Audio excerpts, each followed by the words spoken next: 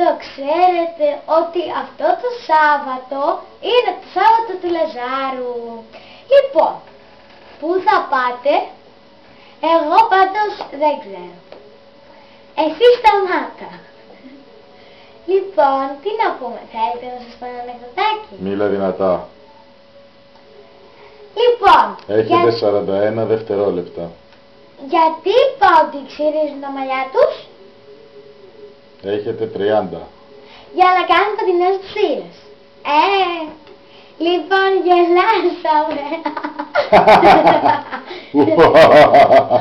Λοιπόν, τώρα θα σας πω, θα πάρουμε συνέντευξη από τον διάσημο τραγουδιστή τον Μιχάλη Χατζηγιάννη. Συγγνώμη. Λοιπόν, αρχίζουμε. Πόσα δευτερόλεπτα μου έχουν μείνει? 5.